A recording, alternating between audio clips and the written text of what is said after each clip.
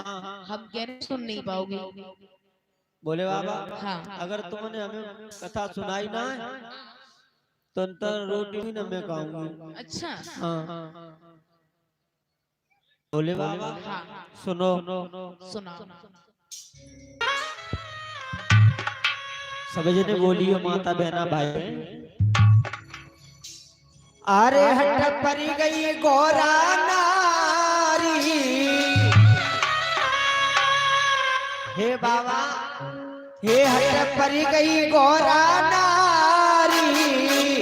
ओ नारी भोला ने कथा सुनाती है।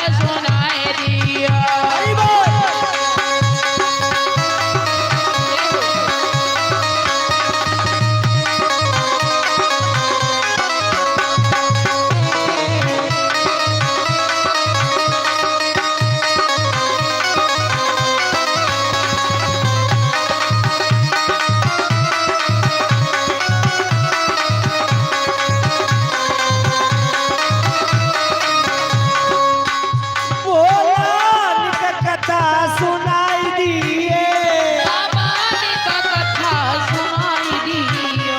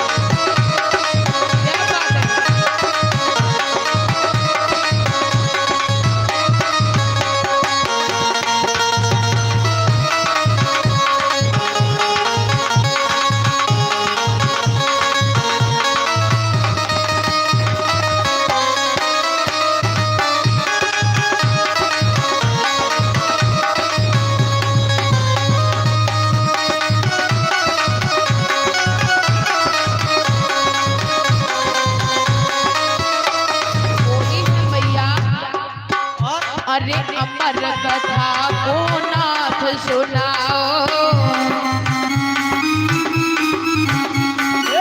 धर्म द्वार पिया हमें दिखाओ। अमर द्वार पिया हमें दिखाओ। अमर कथा को पंथ सुनाओ। अमर कथा को नाथ सुनाओ। धर्म द्वार पिया कोई दिखाओ। धर्म द्वार पिया कोई दिखाओ। ये तेरे चरण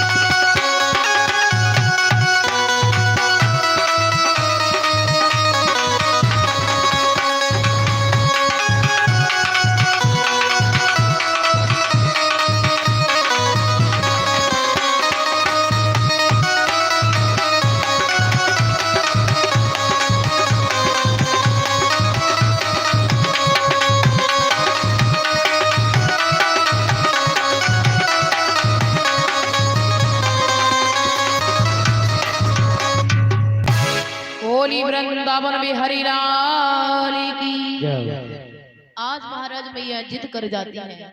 तो भगवान महादेव कहते हैं कि देखो उमा, तुम कथा सुन नहीं पाओगी। जवाब दिया कि मैं कथा को सुनूं। तो कहा ठीक है। आज भगवान भोले बाबा मैया उमा को लेकर के परीक्षित महाराज कैलाश पर्वत की जो सबसे ऊंची चोटी थी उस चोटी पर जाकर के पहुंचे और ऊंची सी शिला पर जाकर के भगवान महादेव बैठे हैं। एक कल्प वृक्ष नाम का वृक्ष था, उसके पास में भगवान महादेव बैठ जाते हैं।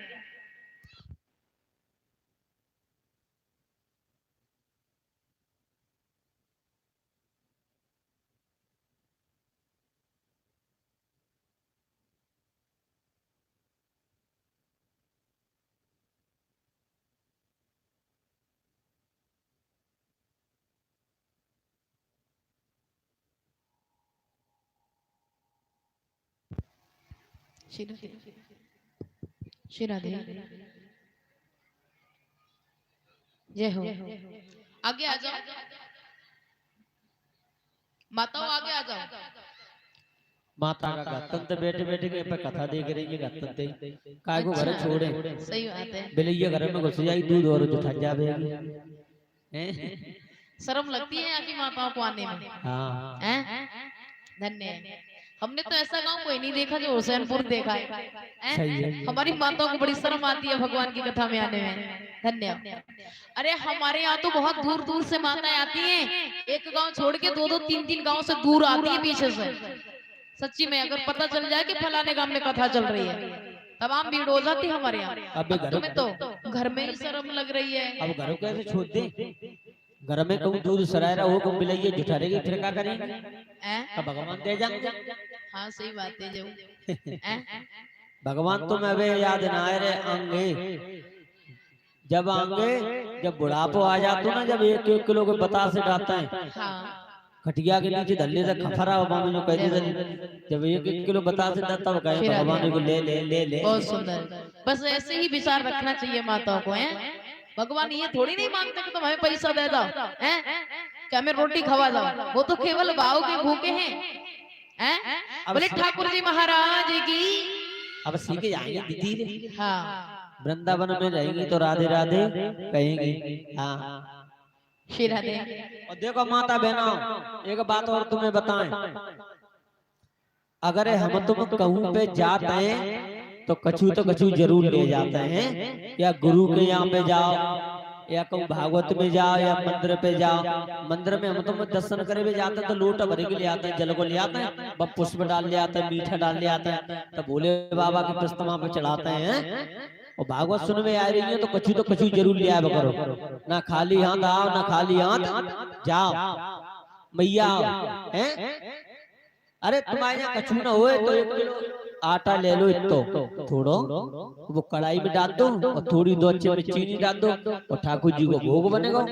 ले आओ यहाँ पे, हैं यहाँ चढ़ाए दो, 5 किलो आराम से बैठ जाओ। हैं जब तुम यहाँ पे आओगी तभी तो भोले बाबा के दरबार में तुम्हारा नाम लिखो जाएगा, फलाना आदमी हमारे दरवाजे पे आओ। स्कूल में बच्चा जाता है तब तक मास्टर नाम बोलता है, तब अगर हो ना तो हाजिरी काट देंगे।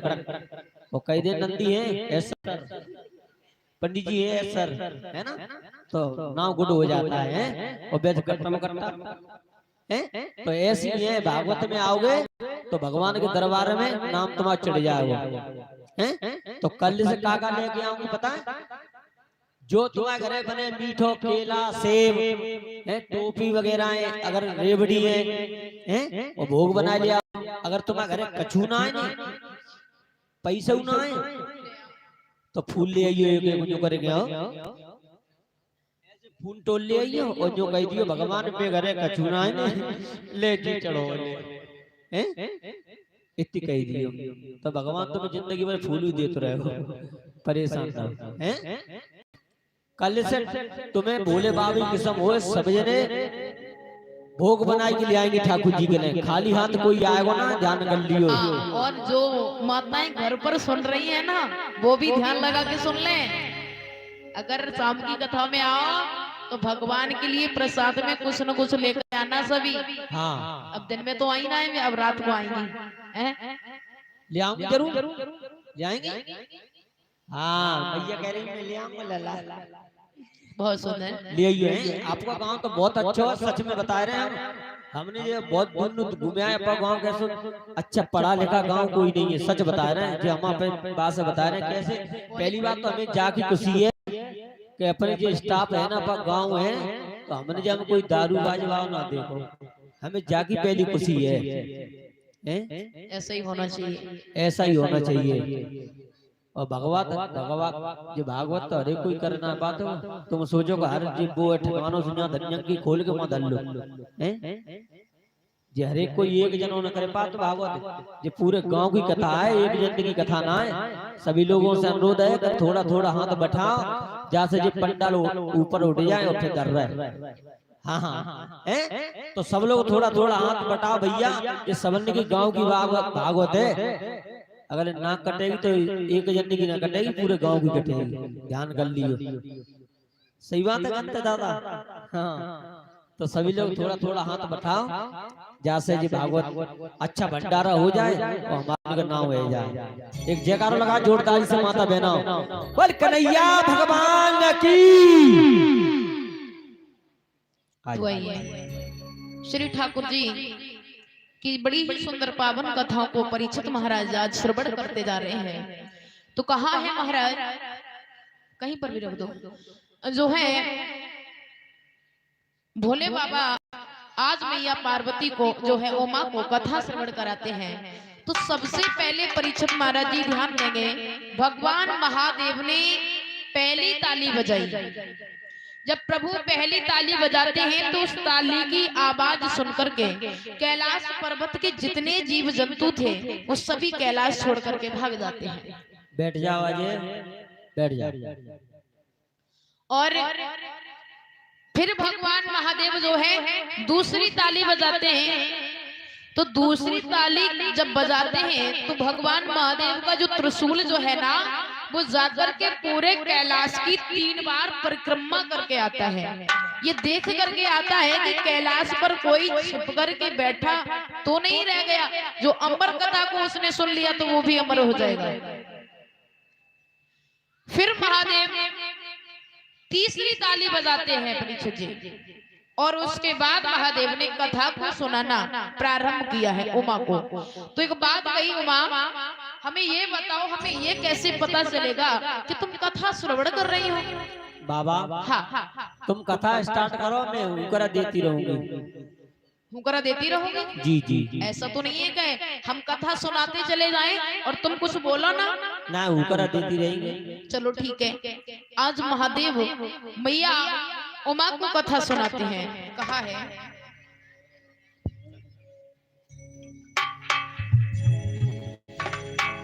कि अमर कंठ पे है महादेव जी और बैठे आसन मारे, राधे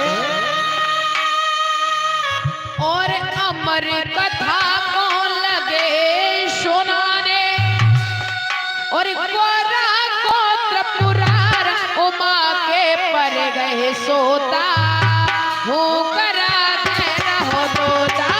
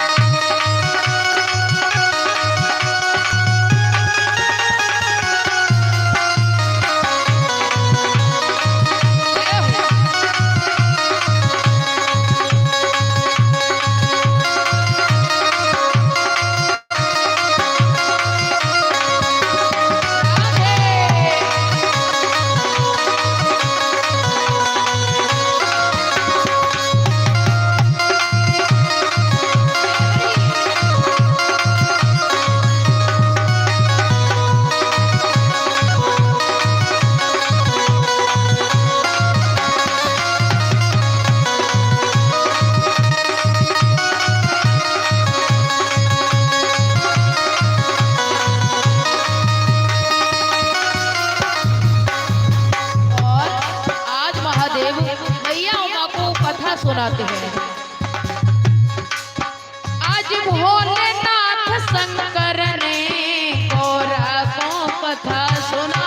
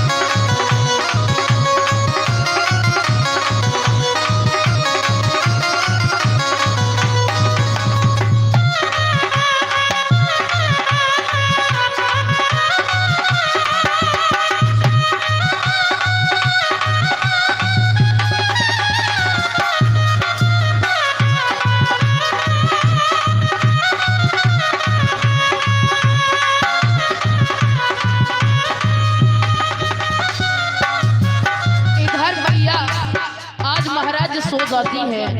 तो उसी समय हुआ क्या, जब नींद से गौरा जागी अफसोस हुआ अति भारी।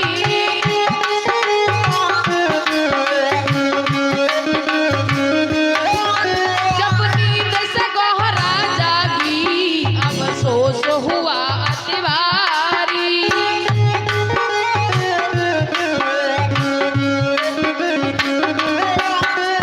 हाथ जोड़ के बोली प्रभु लग गई आंख हमारी।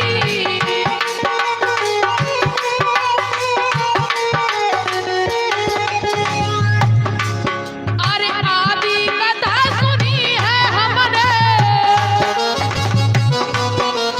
आदि कथा सुनी है हमने, आदि हुई बेकार उपमा के पर रहे सोता, ऊपर आधे रहो दोता।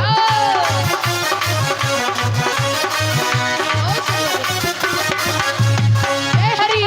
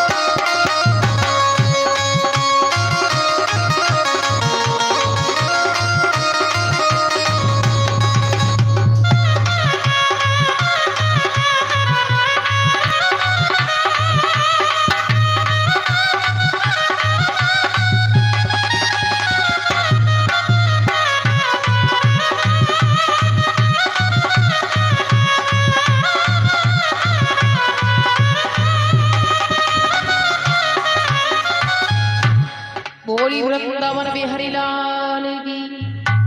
आज महाराज भगवान भोले बाबा कथा सुना रहे हैं मैया को, जो है तो मैया की नींद आज आ गई और जैसे ही मैया सो गई, भगवान भोले बाबा कथा सुनाते जा रहे हैं। तब तक एक वृक्ष की डाली पर एक तोते का घोंसला रखा हुआ था, उसमें अंडे के अंदर बच्चा पल रहा था। जैसे ही अमर कथा के शब्द उसके कान में पहुंचे तो उस बच्चे में इतनी शक्ति आ गई कि अंडे से निकल के बाहर आ गया और अमर कथा की प्रभाव से महाराज उसके अंदर बोलने की शक्ति आ गई। जब वो जैसे मैया उमा हुक्करा दे रही थी, ठीक उसी प्रकार आकर के महाराज जब वो सो गई तो हुक्करा देने लगा। थोड़ी देर के बाद मैया की नींद खुली, जवाब दिया भोले बाबा कथा कहाँ आ गई। भगवान भोले बाबा बोले कि हम तुम्हें कथा सुना रहे हैं और तुम हुक्करा देती जा रही हो, फिर हमसे क्यों पूछ रही हो कथा कहाँ आ गई। तो मैं नहीं पता कथा कहाँ आ गई। बोली हमें तो पता नहीं। भगवान भोले बाबा बोले उमा झूठ क्यों बोल रही हो, बताओ कथा कहाँ आ गई। बोली प्रभु हम तो सो गई। भगवान कहने लगे झूठ क्यों बोल रही हो, भला अगर तुम सो गई थी तो हुक्करा कौन दे रहा था। बोली मुझे नहीं पता। भगवान भोले बाबा बोले कि हमारे तुम्हारे सिवा तीसरा इस कैलाश पर कोई है नहीं, तो भला हुक्करा कौन देगा। आज उसी समय आज महाराज जैसे ही इस प्रकार से कहा है, महादेव ने अपना त्रिशूल उठाया, एकदम से जवाब दिया कौन है, निकल के हमारे सामने आ जाए, हम उसे जिंदा नहीं छोड़ेंगे। जो इतनी बात तोते के बच्चे ने सुनी कि महादेव बहुत क्रोध में है, वो हमें जान से मार देंगे, तो आज वो तोते का बच्चा जो फूलों में छिपा था, आज वहां से निकल करके भागने लगा। जैसे ही भागने लगा, महादेव ने देखा कि ये वही है। आज प्रभु उसके पीछे भागने लगे। भागते भागते आज वो तोते का बच्चा तीनों लोकों में घूमा, लेकिन उसे छिपने के लिए कोई जगह नहीं मिली। तो महाराज चलते हुए वो तोते का बच्चा व्यास जी की पत्नी जो गर्भवती थी, जो अपने केसों को सुखा रही थी स्नान क्रिया करने के बाद, तो अचानक मैया को जवाई आई, और जैसे ही मैया ने मुंह खोल के जवाई को लिया, तोते के बच्चे ने देखा ये तो बड़ी सुंदर जगह है, अगर मैं इसमें छिप गया तो फिर महादेव मुझे सारी जिंदगी ढूंढेंगे, लेकिन कभी ढूंढ नहीं पाएंगे। और जाकर के उसने उस सुख रूप यानी तोते का जो रूप था उसे तो वही छोड़ा, और वो जाकर के सूक्ष्म रूप धारण करके आज महाराज मैया व्यास जी की पत्नी मुख के द्वारा उदर में प्रवेश कर गया। जैसे ही वो बालक उदर तोते का बच्चा उदर में प्रवेश करता है, महादेव पीछे से भागते हुए आए। व्यास जी ने देखा, झुक करके प्रणाम किया, चरणों में नतमस्तक हो गए और कहा प्रभु चोर घुसा है, उस चोर को निकाल दो, हम उसी को ढूंढने के लिए आए हैं। व्यास जी ने जवाब दिया, महाराज हमारे घर में चोर कहां से आ गया, और भला तुम्हारे कैलाश से क्या चुरा के कोई लाएगा। जवाब दिया कि वो हमारी अमर कथा को चुरा के लाया है। जवाब दिया महाराज वो तो अमर, वो बंद करके रहेगा। आज महाराज उसी समय व्यास जी ने समझाया, प्रभु वो गर्भ के अंदर जा चुका है, अब आपको 9 मास तक इंतजार करना पड़ेगा। कहा ठीक है, हम इंतजार करते हैं। आज महादेव बैठ जाते हैं। महाराज 9 महीने तक इंतजार किया। जब 9 महीने तक इंतजार किया, इंतजार करने के बाद 9 महीने के बाद कोई बालक ने जन्म नहीं लिया। समय व्यतीत होता गया। श्री सुखदेव जी महाराज समझाते हैं, जब समय व्यतीत होता जा रहा है तो इधर महाराज मैया बड़ी परेशान हो रही है। धीमे धीमे 10 वर्ष व्यतीत हो गए, किसी बालक ने जन्म नहीं लिया। मैया बड़ी परेशान है। तो उसी समय व्यास जी ने भगवान शंकर उस बालक के सामने दोनों हाथ जोड़े जो गर्भ के अंदर है, और कहा कि लाला तुम कौन हो, बाहर क्यों नहीं आते हो, तुम्हारी मैया बड़े कष्ट झेल रही है। तो कहा कि हम बाहर नहीं आएंगे, बाहर आएंगे तो भोले बाबा हमारा वध कर देंगे, और हमें मोह माया में तो बिल्कुल नहीं बंध रहा, हम ऐसे बाहर नहीं आएंगे। अगर भोले बाबा हमें नहीं मारे तो हम बाहर आ जाएंगे। आज व्यास जी ने भोले बाबा से प्रार्थना की तो कहा प्रभु ने हम मारेंगे नहीं, बाहर आ जाएंगे। तो कहा प्रभु उसने एक बात और बात कही है कि आपको कुछ पल के लिए, कुछ घड़ी के लिए मोह माया को रोकना होगा, तभी वो बालक इस दुनिया में आएगा। शंकर जी ने जवाब दिया कि भला अगर हमने मोह और माया को रोक दिया तो सारी संसार का जो है उथल पुथल हो जाएगी, ऐसा नहीं हो सकता। बोले प्रभु अगर ऐसा नहीं करोगे तो वो बाहर नहीं आएगा। आज महादेव ने कुछ क्षण के लिए मोह और माया को रोका, तब जाकर के श्री सुखदेव जी का महाराज ठीक 12 वर्ष के बाद जन्म होता है। बोली वृंदावन में हरि लाल की, सुखदेव महाराज की। और महाराज सुखदेव जी धीरे धीरे आंगन में बड़े हुए। जब इनकी उम्र 5 वर्ष की होती है तो ये घर परिवार छोड़ करके भगवान का भजन करने के लिए ये जंगल के लिए प्रस्थान कर जाते हैं। बोलिए ठाकुर जी महाराज की। उसके बाद आज श्री सुखदेव जी राजा परीक्षित को सृष्टि का वर्णन श्रवण कराते हैं। कहा कि ये संसार कहां से आया, जब संसार में कुछ नहीं था तो महाराज जब जल ही जल था इस धरती पर, तब जाकर के सबसे पहले एक अकेले ब्रह्म ही बसते हैं, निराकार ब्रह्म जिसका कोई आकार नहीं है। उन्होंने सोचा कि मैं अकेला हूं, सृष्टि की रचना कैसे करूं। तो उन्होंने सतोगुण, रजोगुण और तमोगुण तीनों गुणों को रचा। उसके बाद महाराज विकार, तेजस, तामस, जल, जो है अग्नि, वायु, तमाम जो है चीजें इन्होंने रची समय को देखते हुए, क्योंकि सृष्टि के वर्णन की रचना बहुत बड़ी है। अगर भागवत कथा की पोथी को खोल करके देखा जाए तो महाराज 2-4 दिनों में भी सृष्टि का वर्णन पूरा नहीं हो पाएगा। आज महाराज उन्होंने अहंकार को रचा, तेजस तामस को रचा, 5 कर्म इंद्रियां और 5 ज्ञानेंद्रियों को रचा। उसके बाद में इन्होंने 10 देवता, 10 विषय उनकी रचना की, 5 प्राणों को रचा और उनके बाद में 5 उपप्राण रचे। उसके बाद उन्होंने 4 अंतःकरण की रचना की, जिसमें मन, बुद्धि, चित्त और अहंकार। इन सभी को रचने के बाद जब इन सभी तत्वों को इकट्ठा किया गया, आपस में मिलाकर के ये 24 तत्व हो जाते हैं, जिनका एक अंडा सा बन गया, जिसमें भगवान ब्रह्म ने, परमात्मा ने अपना समावेश उसमें अंकित किया।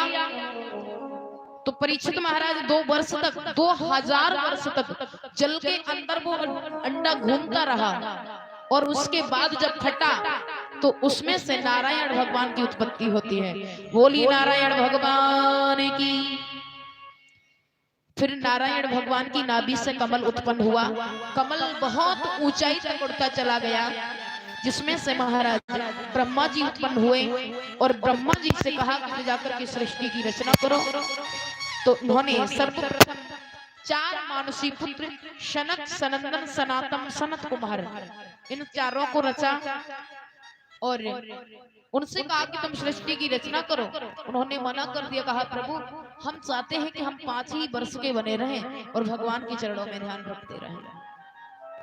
उसके बाद उन्होंने, आज ब्रह्मा जी को क्रोध आ गया। उनकी क्रोध जब आया तो दोनों भौं के बीच से एक तेज निकलकर की जमीन पर गिरा, जिसमें से महाराज एक बालक उत्पन्न हुआ, जिसका नाम रुद्र भगवान रखा गया, जिन्हें शंकर भगवान से नाम से जाना जाता है। बोली शंकर भगवान की। इस प्रकार से महादेव का जन्म हुआ। उनसे कहा कि तुम सृष्टि की रचना करो, तो उन्होंने तामसी सृष्टि रच डाली। भगवान ने, ब्रह्मा जी ने देखा, बोले तुम सृष्टि नहीं रच पाओगे, तुम ये सब झंझट छोड़ो, कैलाश पर्वत पर जाओ और जाकर के जो है अपना जीवन यापन करो। तो कैलाश पर्वत पर जाकर के भगवान महादेव समाधि में बैठ जाते हैं। फिर उसके बाद ब्रह्मा जी ने सृष्टि का कार्य आगे बढ़ाया, और इधर जब सृष्टि का कार्य उत्पन्न किया है परीक्षित महाराज, तो 4 वेद, 6 शास्त्र, 18 पुराणों को रचने के बाद उपनिषदों की रचना की।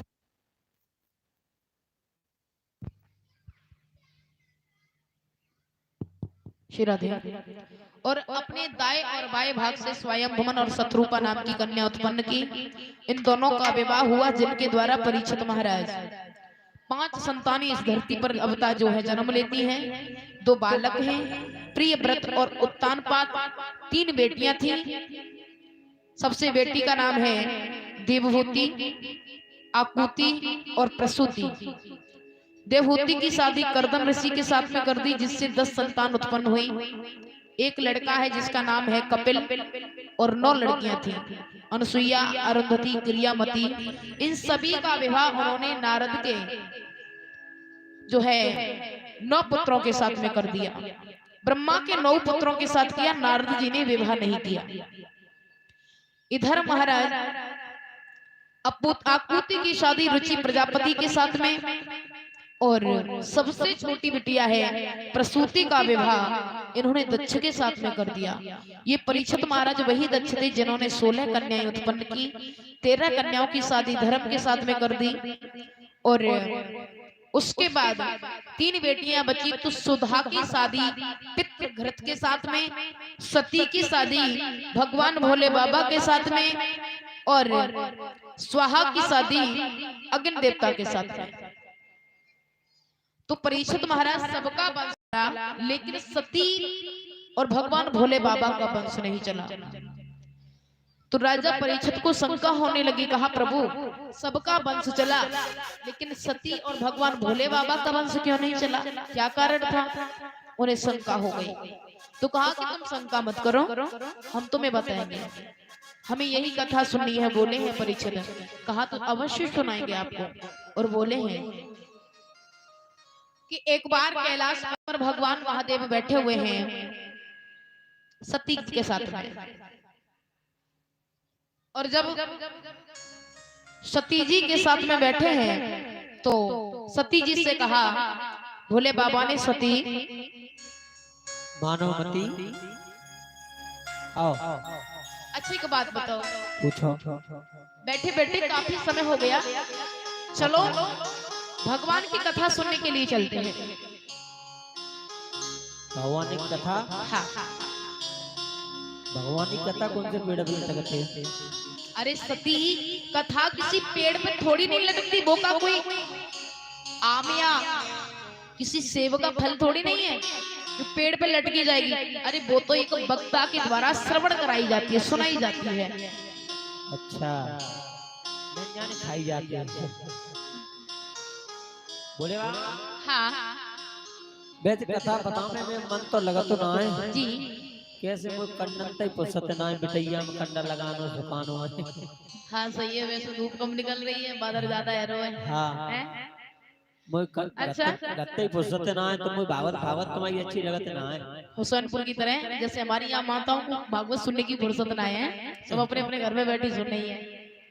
घरे सुन नहीं है तो का सती मैया के सोए वो मनते आओ। हाँ अरे देखो, कथा में अगर तुम एक बार चली न जाओगी तो वहां से तुम्हारा आने का मन भी नहीं करेगा। अच्छा बिल्कुल, इतनी बढ़िया होती है, इतनी सुंदर कथा होती है भगवान की कि अगर पहुंच गई तो वहां से आने का मन भी नहीं करोगे। अच्छा वैसे में मन तो लगा तो ना है, लेकिन तुम ज्यादा कह रहे हैं तो चलो। चलो अच्छी लगी तो सुनेंगी और ना अच्छी लगी तो मैं तो बजे आऊंगी। तुम्हारी चलो तो आज भोले बाबा सती जी को लेकर कैलाश पर्वत से चले हैं महात्मा अगस्त ऋषि के आश्रम पर। चले तो महाराज कहा है, आश्रम पर जैसे ही आए महात्मा अगस्त जी ने देखा आज भोले बाबा और सती को आता हुआ देखा, तो देख करके दोनों हाथ जोड़े और दोनों हाथ जोड़ करके आज महादेव के चरणों में नतमस्तक हो गए। जैसे ही भगवान महादेव के चरणों में